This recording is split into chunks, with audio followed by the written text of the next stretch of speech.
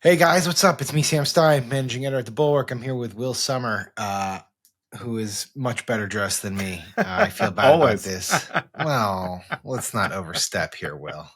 Today, we're recording. We're coming to you late Tuesday night because Trump is doing an interview, and then we have some other stuff happening today based on the great Signal Gate, whatever you want to call it. So we're going to talk about all that, but I want to talk about the Trump interview first before we're going to get into that.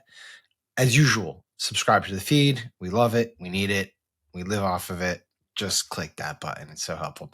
All right. Well, we were watching Trump tonight. He was on Newsmax.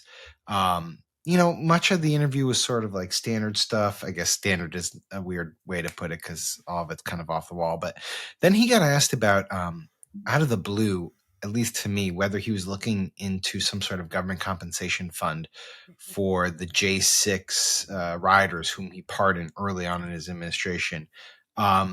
Here's what he said. Let's listen to it and then get your reaction on the back.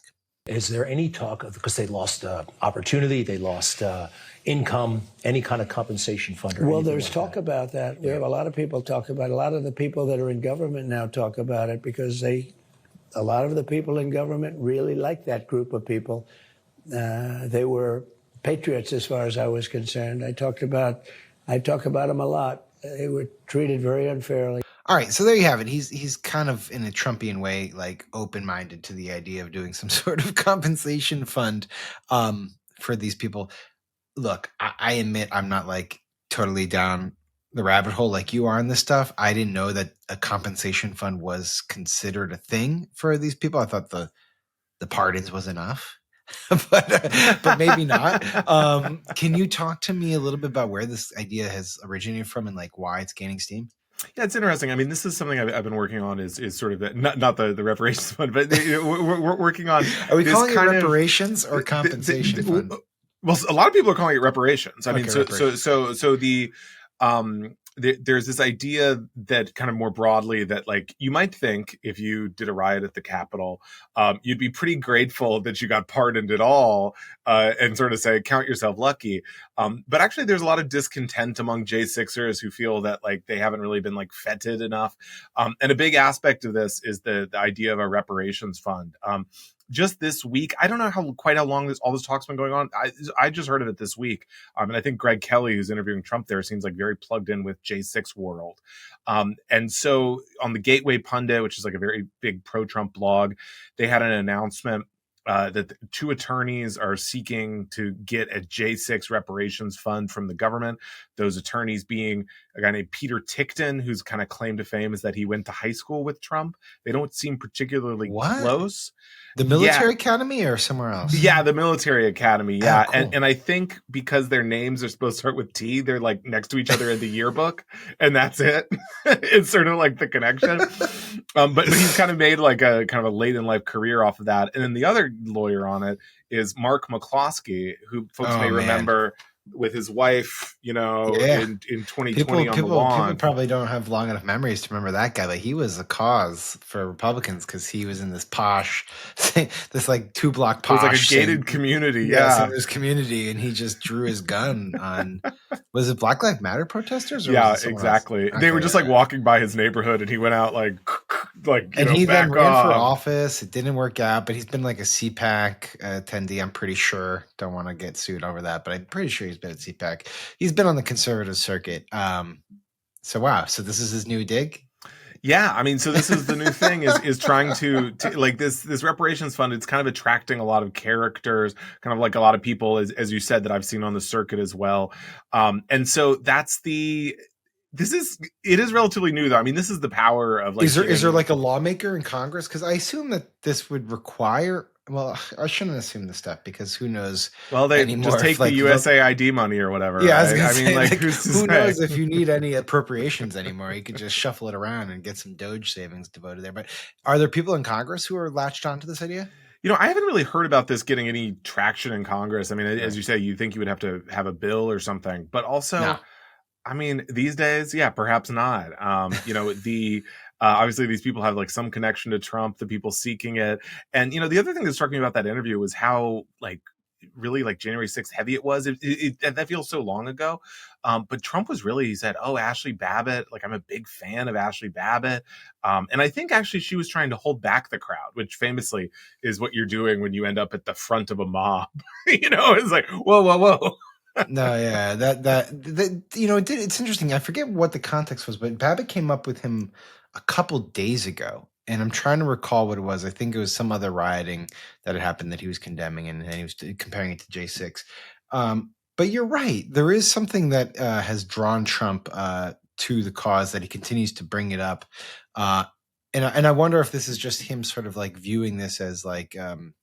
I don't know, kind of like an extension, a proxy of his own political fate. Like, you have to give these people some sort of retribution because he too got retribution. Or maybe he, in a way, I would never suggest, I am about to suggest, but I'm couching this with some skepticism. I wonder if Trump feels bad that he put these people into this type of situation, although he would never ever admit to feeling any empathy or sympathy for this. But I do kind of get the sense that he is occupied with it. I think that's a very sympathetic read on your part. I mean, I think what's most likely here is that, he's convinced the election was stolen.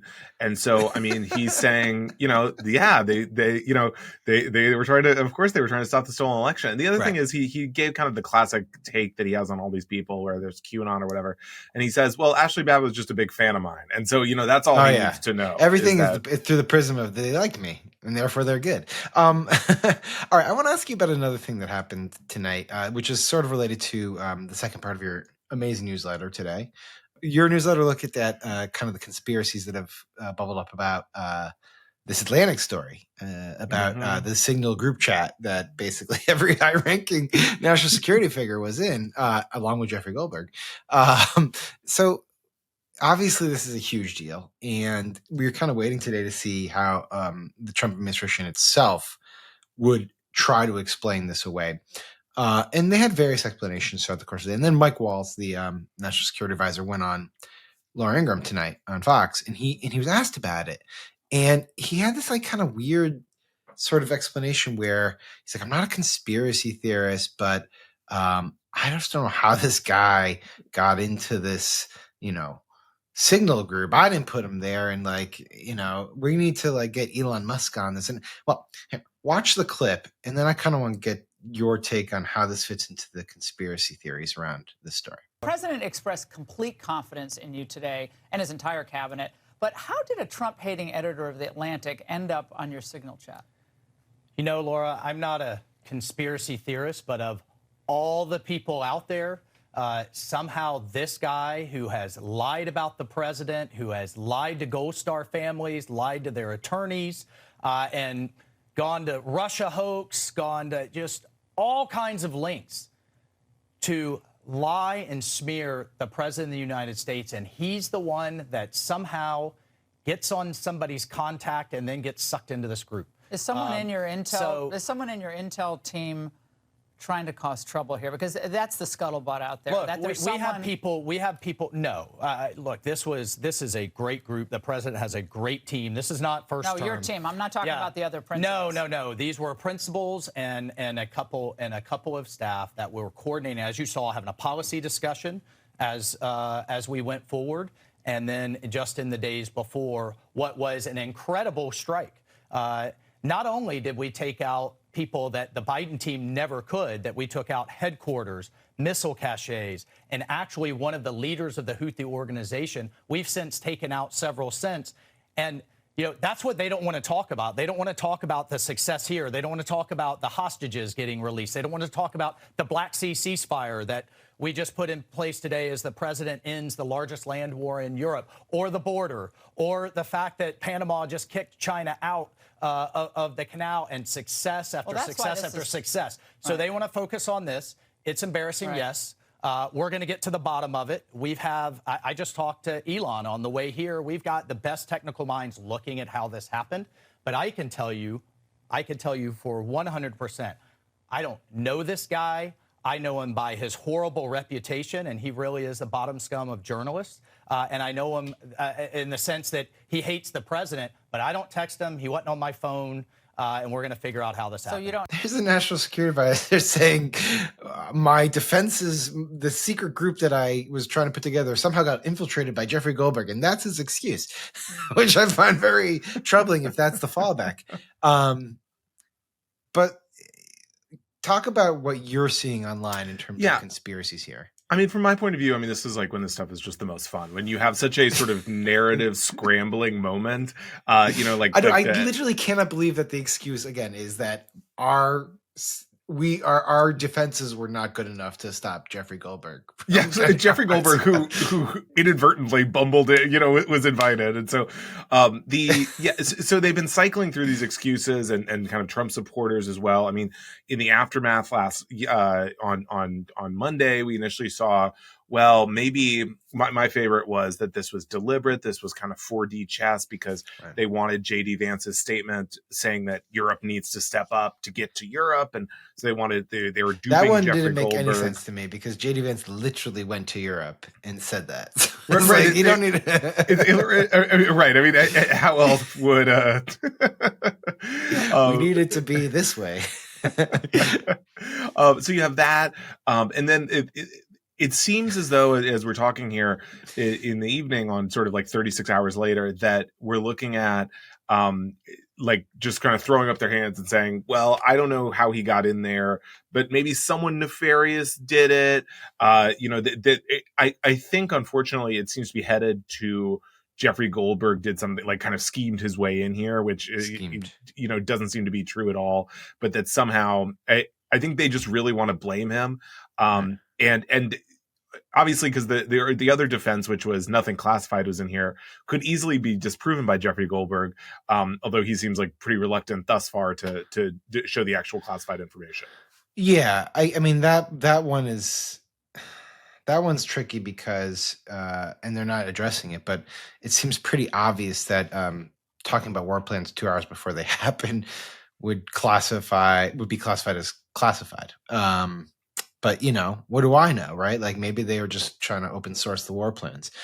This one, though, seems directly refuted by Goldberg's own write-up, which is that he just got randomly added to the signal group. And he in his story, he didn't say like, oh, you know, I finally stumbled across a signal group that was like open and I just jumped in. No, he got invited. And I guess I just can't get over the fact that they don't have a readier explanation for this stuff. Well, and the other challenge for Mike Waltz personally is that, like, why does he have Jeffrey Goldberg in his phone? Why he didn't explain that? That's the thing. And so, I mean, it's kind of like your girlfriend sees you've downloaded Tinder or something, and it's like, whoa, oh, my friend took my phone, and you know, yeah, but Tinder. I thought it was Tinder. It's just sounded the wrong app. No, he was asked about it. And he was asked about this by Ingram, and he was like, I don't know. I never talked to the guy. And then he had some. I'm probably not going to do this justice, but he said something like, you know, sometimes you download someone's name and then their number gets put, someone else's number gets put attached. It just slides in there. Yeah, it just goes in there. But the best part is they're like, you know what? We got Elon on this. Like Elon just, you know, sitting around balancing utensils on his finger is just like, aha, I know how to handle this. Like, no, the obvious explanation is you accidentally added Jeffrey Goldberg when you meant to add Jameson Greer because they have the same initials. Like, just say that. I don't really understand what this is all about. This is something we see over and over with Doge, is this idea that, you know, we can just have Elon and the gang solve it for us. Yeah. You know, where I have seen a lot of like, it's such boomer energy. It's such boomer energy. We're going to get my grandson in here and he'll fix the computer, you know, and he'll figure out how I got this contact. Well, this is enough. I find this all hilarious but maddening. Stay on the QAnon stuff and the J6 stuff. Sorry, J6 stuff, not the QAnon stuff. Although they're kind of intertwined. Because I am kind of curious if any lawmaker ends up putting together a bill for reparations. That would be. I mean, now that it's in the ether, I mean, it's got to happen. I think it's a matter of time. Yeah. Okay, let's put we'll leave this with a bet. Who's your money on for the legislation to introduce it first? I'm going to go with a classic, Marjorie Taylor Greene. Oh, come on. Oh, that's like taking Tiger Woods in his prime to win a golf tournament. That's just not. No, I got Brendan Gill. I'm going with Brendan Gill. That guy's been throwing out legislation like, you know, just totally, sucking up to Trump legislation. I think he'll go with this one too. He's the one who did articles of impeachment against the judge who blocked Trump's mass deportations as soon as Trump was like, "We need to impeach these guys." So I think he's got his finger on the pulse here. So he's an up and comer. Right. Yeah, we have the bet. You go with MTG. I'm going with Gil. We'll have Rupert, the editor here. He'll take the house. So anyone else, he wins. All right, Will, good talking to you, buddy. Thank you for this. Thank you for your service. Thank you for the newsletter. And thank you guys for watching. Subscribe to the feed. We will be in touch. Bye. Hey, YouTube fam, if you want to support the Bulwark, the best way to do it is by becoming a YouTube Bulwark Plus member. The Bulwark is truly independent. We have no corporate overlords. We're not settling any dumb lawsuits with Trump. By joining, you help support our work, and you can get a bunch of perks right here on this platform. Ad-free content, bonus videos, live streams, and some emojis of me, which I guess some people want. So come join, come hang out, become a Bulwark YouTube Plus member, and I'll be seeing you in the comments. So behave.